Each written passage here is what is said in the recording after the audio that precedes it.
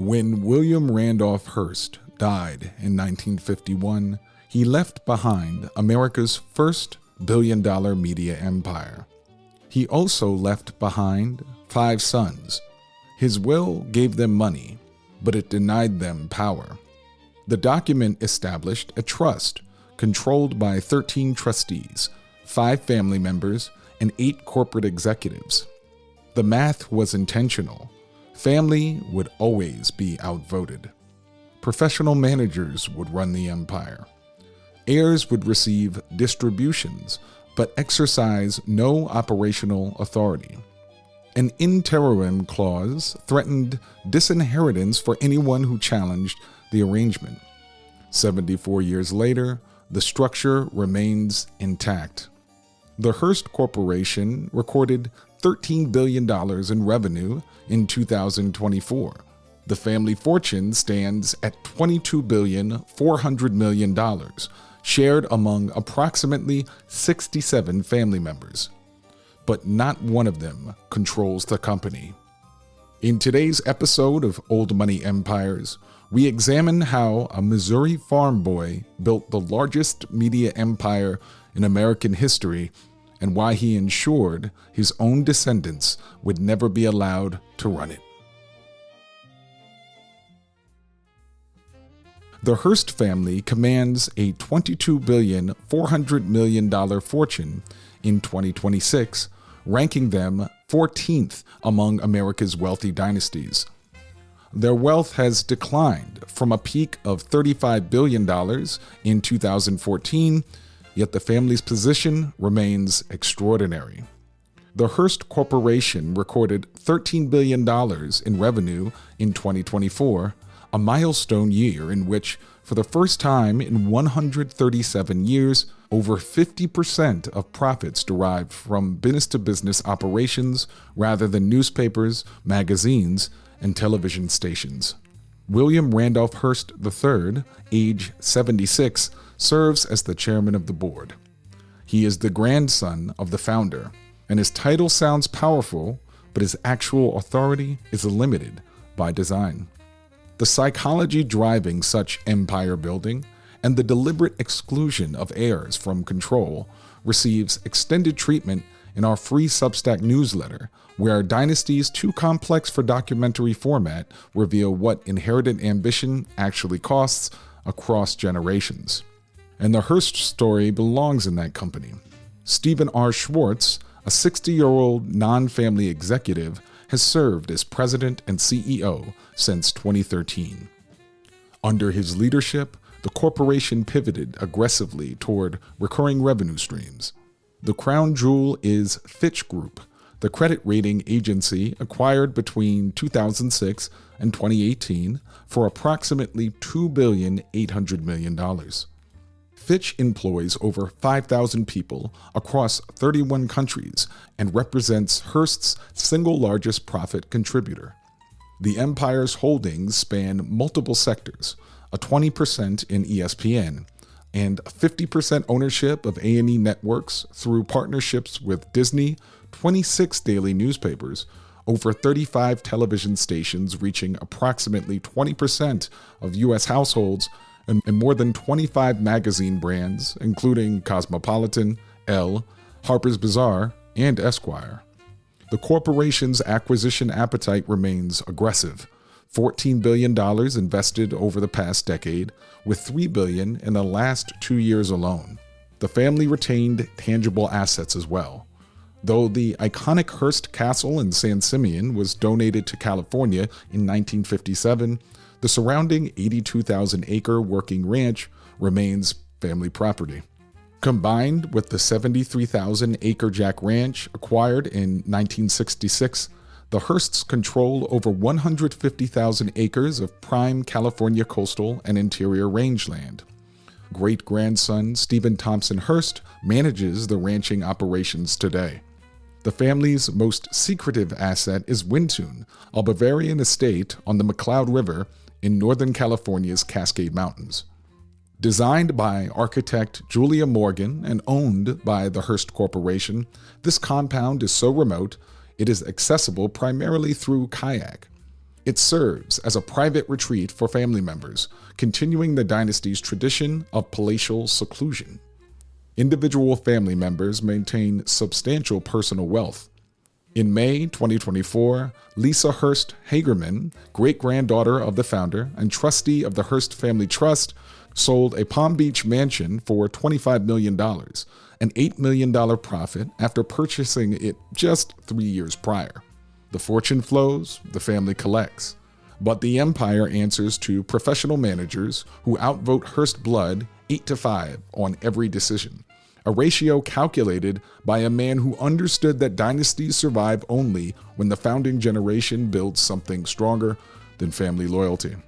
That man's father had arrived in California with nothing but a gift for reading the earth. The Hearst fortune originated not in media, but in the mineral-rich earth of the American frontier. George Hearst was born September 3, 1820, near Sullivan, Missouri, to Scots-Irish immigrants William G. Hearst and Elizabeth Collins. He grew up in a log cabin in rural Franklin County. His father operated 3 mortgaged farms and a general store, struggling to provide for 3 children. Missouri had not yet established public schools, so George received only fragmented education. Local Native Americans reportedly called him the boy that the earth talks to, recognizing an innate gift for reading geological formations. He educated himself by observing Missouri's copper and lead mines, operations dating to 1715, and reading mineralogy texts borrowed from family doctor Silas Reed. When his father died in 1846, the 26-year-old George assumed responsibility for his mother, brother, and sister, opened a general store, and leased landmines, applying his geological knowledge to identify profitable veins. Within 2 years, his copper and lead production generated sufficient income to pay off his father's debts. The California gold rush beckoned in 1849, but George spent a year researching before committing. In May 1850, he organized a wagon train, including cousins Jacob and Joseph Clark, making the arduous 5-month journey to Placerville, California. The initial winter of placer mining in Jackass Gulch yielded disappointing results. George recognized that California's real wealth lay not in stream beds, but in underground quartz lodes. Moving to Grass Valley in spring 1851, he discovered rich gold-bearing quartz between Grass Valley and Nevada City, naming his claim Merrimack Hill after a Missouri river. His Missouri lead mining experience enabled him to develop innovative extraction methods, and the claim proved exceptionally lucrative. For the next decade, George operated as a prospector, storekeeper, livestock rancher, and farmer, methodically building capital. In 1859, when silver strikes electrified Nevada's Washoe County, he sold his Lecompton mine share to purchase a 1/6 interest in the Ophir mine near Virginia City. The Ophir produced 38 tons of silver ore valued at $91,000, approximately $2,900,000 in current currency. This represented the first of 3 mining claims that would become legendary in American industrial history. The second came in 1872 when George backed his friend Marcus Daly in the Ontario Silver Mine at Park City, Utah. Over the next decade, the Ontario generated $17 million in silver. His crowning achievement arrived in 1877 when gold discoveries in South Dakota's Black Hills drew his attention. George traveled personally to Lead, Dakota Territory, where the Manuel brothers had discovered a massive gold outcrop. His experienced eyes recognized extraordinary potential. With partners James Hagan and Lloyd Tevis, he purchased the claim for $70,000, approximately $1,700,000 today. He named it the Homestake Mine, and it would become the largest gold producer in U.S. history and fund the media empire his son would build. George Hearst invested $200,000 in Homestake infrastructure, building narrow-gauge railroads to distant forests for timber, hauling equipment via 200-mile ox-team trains from Fort Pierre, and installing hundreds of stamps, 900-pound iron weights that pounded ore once per second with deafening force. He employed 500 men who excavated progressively deeper, first 100 feet, then 200, eventually reaching over 1.5 miles underground, making it the deepest mine in the Western Hemisphere. In 1879, George listed the Homestake on the New York Stock Exchange, creating the first publicly traded mining stock. The mine operated continuously until 2001, producing 39 million troy ounces of gold. At 2018 gold prices, that lifetime production would be worth $72 billion. His final major score came in 1881, when Marcus Daly contacted him about a silver mine on Anaconda Hill near Butte, Montana. George purchased a quarter-acre without visiting the site. The Anaconda developed into one of the world's most profitable copper mines. The Comstock Lode, Homestake, and Anaconda collectively represent 3 of the largest mining discoveries in American history. George's most consequential decision involved neither gold nor silver, but matrimony. In 1860, he returned to Missouri and met Phoebe Elizabeth Apperson, a 19-year-old schoolteacher from St. Clair. The attraction between the rough-hewn 41-year-old mining magnate and the cultured teenager raised eyebrows. Phoebe's parents objected. They married June 15, 1862, and relocated to San Francisco, where Phoebe gave birth on April 29, 1863, to their only child, William Randolph Hearst. George's frequent absences for mining ventures left Phoebe essentially a single mother.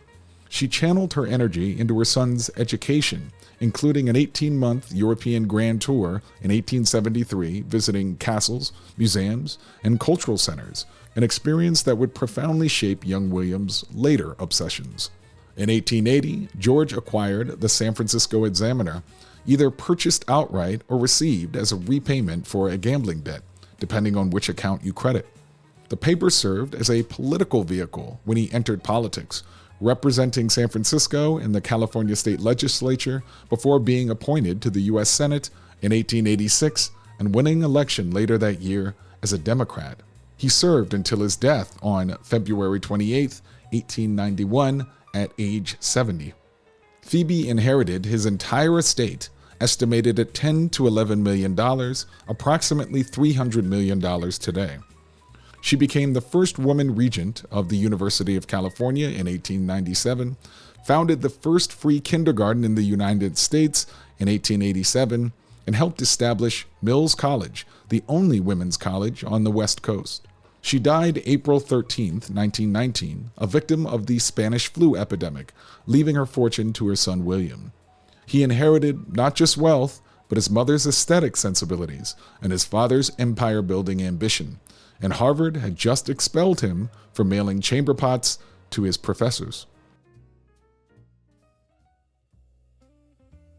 William Randolph Hearst's pranks at Harvard escalated from throwing massive beer parties on Harvard Square to sending chamber pots to professors, some containing excrement, others decorated with the professors' likenesses inside the bowls. Harvard expelled him in 1885, his senior year incomplete. The 23-year-old returned to California with a proposition for his father: hand over control of the San Francisco Examiner.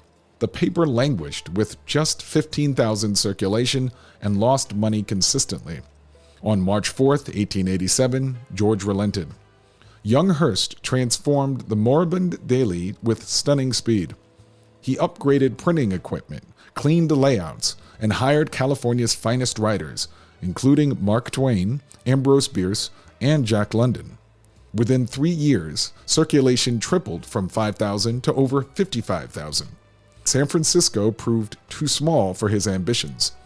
In 1895, using a loan from his mother, Hearst purchased the failing New York Morning Journal for a reported $180,000. His target, Joseph Pulitzer's New York World, the nation's most dominant newspaper. He dropped the price from 3 cents to 1 cent, lured away Pulitzer's entire Sunday editorial team, and stole Richard Outcault, creator of the Yellow Kid comic strip, whose name would define an entire genre of journalism. The competition between Hearst and Pulitzer pioneered yellow journalism, sensationalized headlines, manufactured stories, and illustrated coverage that prioritized emotional impact over factual accuracy. On February 15, 1898, the battleship USS Maine exploded in Havana Harbor, killing 266 crewmen.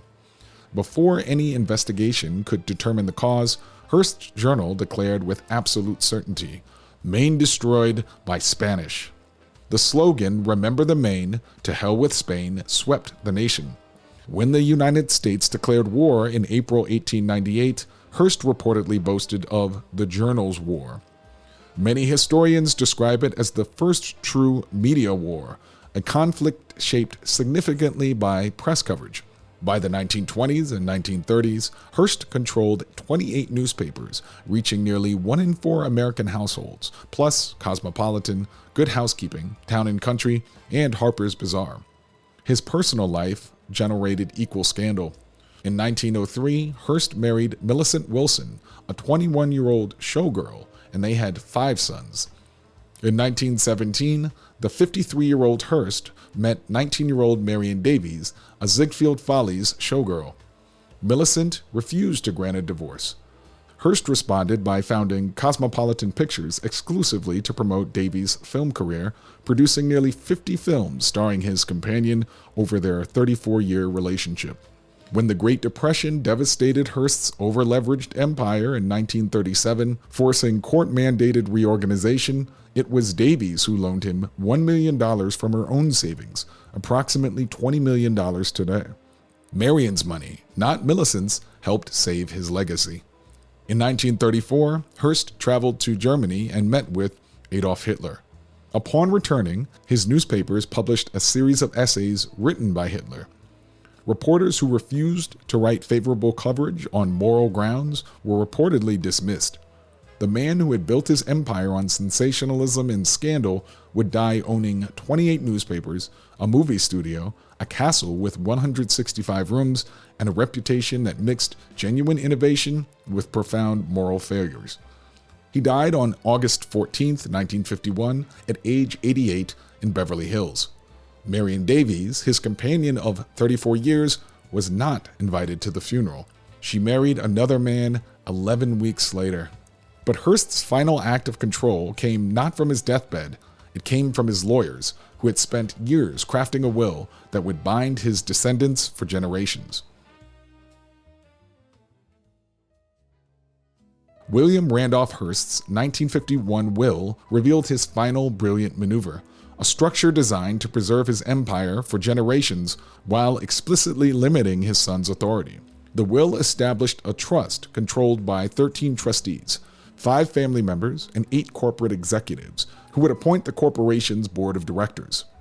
The math ensured professional managers would always outvote family members. The trust would own 99% of Hearst Corporation's common stock and would not dissolve until every grandchild alive at Hearst's death in 1951 had died, an event unlikely to occur before approximately 2035. Family members would receive income distributions but could exercise no operational control. An interim clause threatened disinheritance for any heir who challenged the arrangement. The structure implied a devastating assessment of his 5 sons, George, William Jr., John, Randolph, and David. All worked for the family business, all received generous incomes, but none could claim true authority. And this arrangement endured for 74 years through multiple generations. William Randolph Hearst Jr. achieved the most distinction among his sons, winning a Pulitzer Prize in 1955 for his interview with Soviet Premier Nikita Khrushchev. He eventually headed the trust and served as chairman of the corporation's executive committee. Randolph Apperson Hearst served as chairman from 1973 to 1996. His daughter Patricia, Patty, became the subject of the family's most bizarre scandal.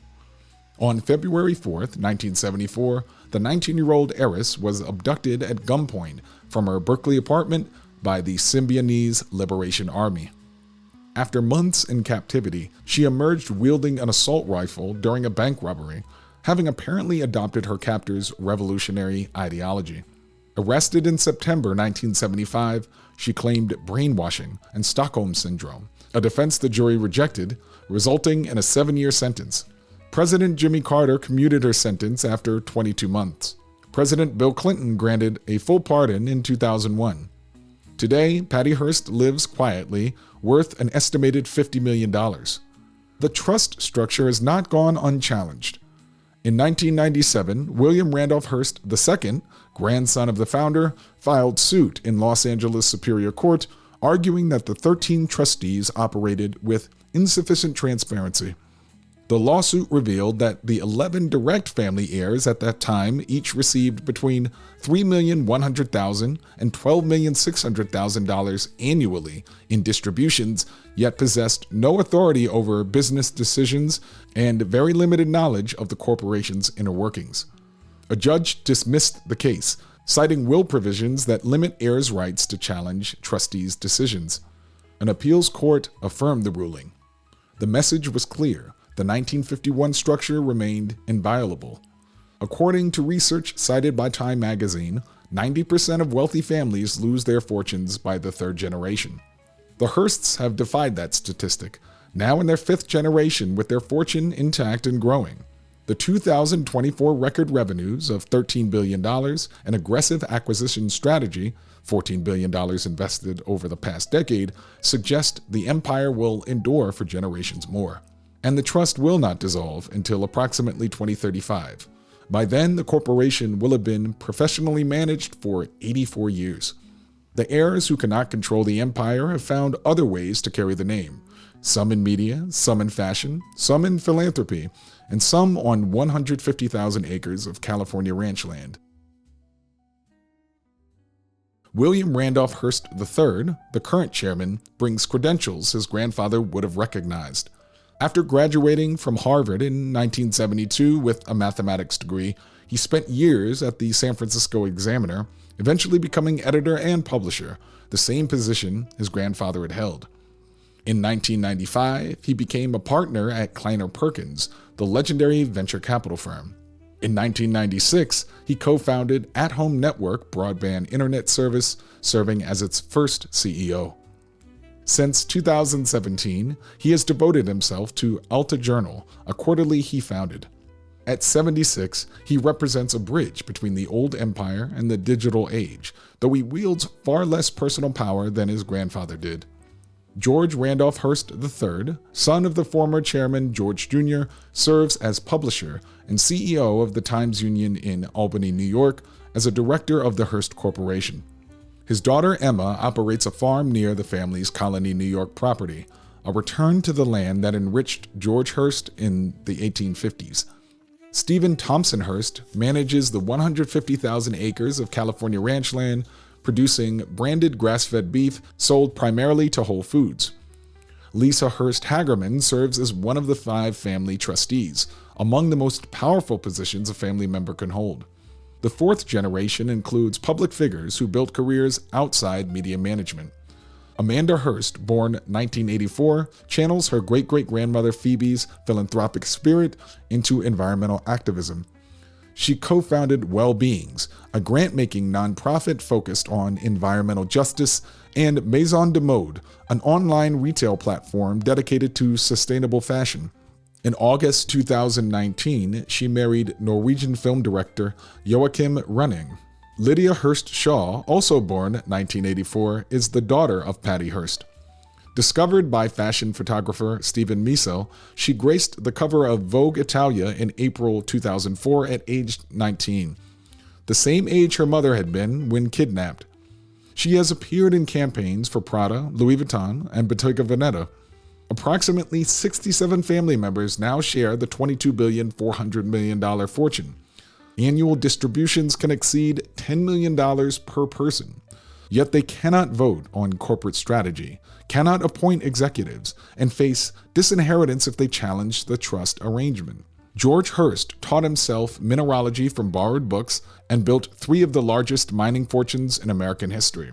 His grandson built the largest media empire in American history through sensationalism, scandal, and personal control that bordered on obsession. His great-great-grandchildren received the checks. The corporation thrives because William Randolph Hearst understood something most Dynasty founders cannot accept: that preserving wealth across generations requires removing family from power at times. And now, we'd love to see you in the comments. Did William Randolph Hearst make the right choice by structuring his will to exclude his descendants from control, or did he deprive future generations of the chance to prove themselves? We look forward to hearing from you below, and thanks for joining us for another episode of Old Money Empires. Until the next time.